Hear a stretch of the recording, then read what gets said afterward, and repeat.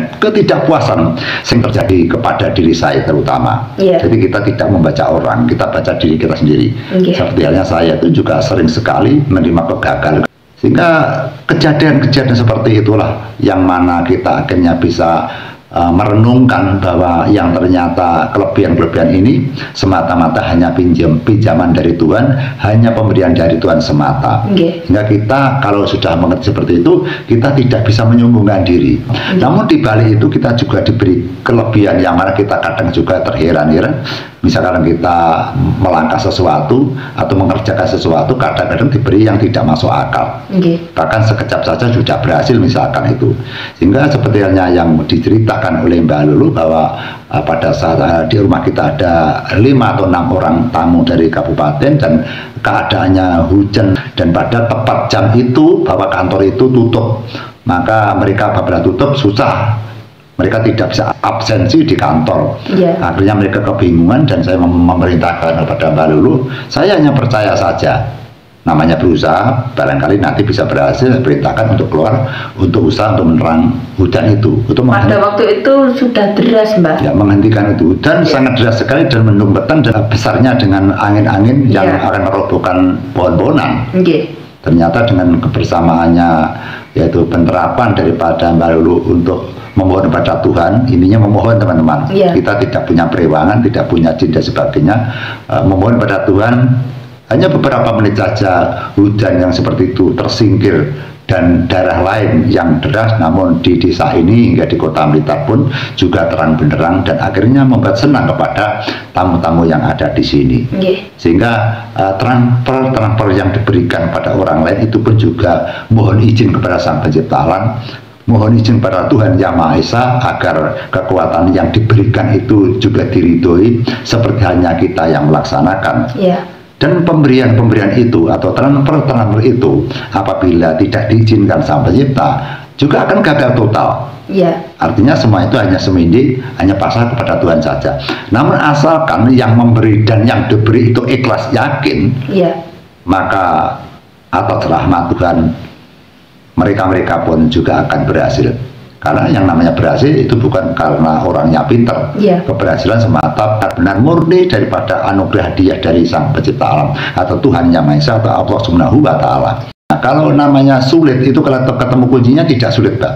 Apapun, baik itu pelajaran, apapun, apabila sudah ketemu kuncinya, sudah tahu jawabannya, pasti mudah saja dikerjakan. Sehingga ya namanya pelajaran itu kuncinya itu yang paling sulit. Misalkan kita akan main HP sentuh. Kalau kita tidak belajar caranya membuka HP, apabila dikunci dan kita tidak paham kunci, kan HP tidak bisa dibuka, Mbak.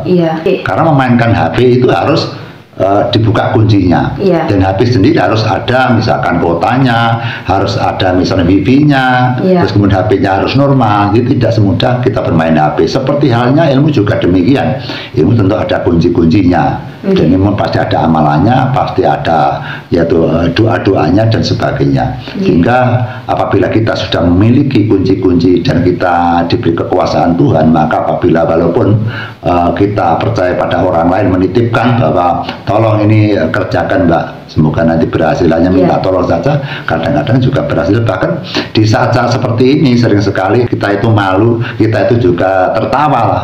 Setiap Mbak Lulu akan menjemur pakaian itu pasti tanya, Mbak, nanti hujan atau tidak.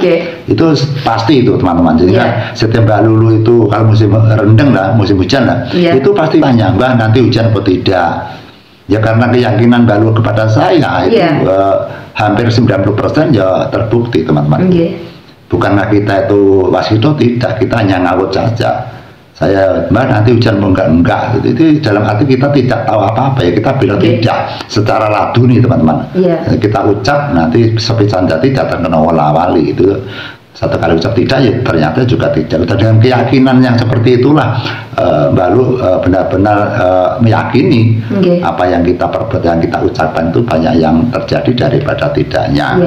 Ya kita kembali bahwa kadang Mbak Lu bertanya, enak yang tidak berpuasa, Mbak juga punya kesaktian. Ya kita pandang saja yang menciptakan ilmu, yang mereka yang memiliki ilmu kesaktian, mereka dulu carinya kan juga bersusah payah. Mereka yang memiliki kunci-kunci untuk memindahkan kekuatannya itu kan yang bisa hanya Sang Maha Guru, hanya mereka saja, bagi kita juga tidak tahu. Sehingga kita memiliki kubu-kubu sendiri yang mana juga tidak sama dengan kubu-kubu orang lain. Kita hanya jalur-jalur permohonan, kita hanya jalur-jalur panuwunan. Lah jalur-jalur panuwunan itu berhasil dan kita tidak tahu. Ya, bagaimana kita apabila ke teman atau saudara kita, setiap mereka meneramper tidak pernah zong, tidak pernah gagal, selalu berhasil. Lah kita memang tidak tahu rahasianya mereka. Karena apabila kita ingin tahu, ya kita wajib berguru. Tanpa kita berguru, tanpa kita mendekati mereka, kita tidak akan tahu dan tidak akan percaya. Kalau ingin percaya, ingin bisa, ya kita berguru. Setidaknya kita minta tolong agar kita diberikan ajaran kepada Sang Maha Guru atau mereka yang menciptakan ilmunya itu. Karena yang paling sulit adalah menciptakan. Seperti halnya misalkan giat mencari jodoh. Hingga di dalam agenda yaitu wahyu, rezeki, pati, jodoh itu rahasia Tuhan yang tidak boleh dibongkar oleh manusia. Tapi kita tahu bahwa manusia walaupun tidak boleh ngobong-ngobong rezeki, jodoh, wahyu, pati, namun manusia kan diberi kewajiban untuk berusaha. Barang siapa yang mau berusaha, Tuhan akan menentukan, walaupun itu merupakan rahasia Tuhan. Apabila kita ini berusaha memohon pada Tuhan dengan sungguh-sungguh, maka rahasia itu juga akan tinar buko gitu loh. Dan kita tidak berarti menabrak dengan aturan, tapi kita percaya bahwa barang siapa yang berusaha, maka Tuhan akan menentukan.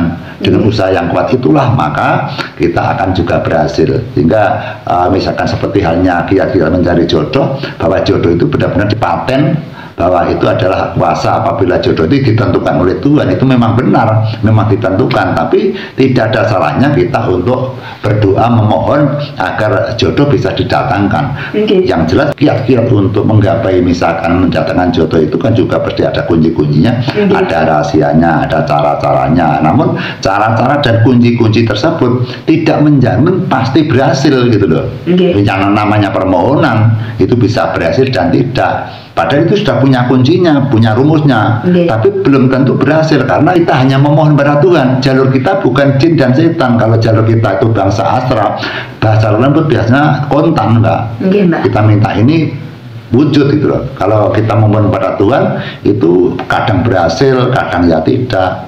Pernah saya bicarakan bahwa kita pernah misalkan ada orang minta tolong, misalkan 100 orang yang berhasil hanya 10 atau 5. Nah, kita tidak boleh putus asa. Ya mungkin kita yang kurang kuat doanya, mungkin kita punya pelanggaran sehingga kita tidak diterima doanya. Sehingga kalau permohonan pada Tuhan itu tidak dapat dipastikan berhasil itu loh. Kita hanya gadang saja, kita hanya menerima saja, berhasil dan tidak kita pasrahkan Tuhan Yang Maha Esa.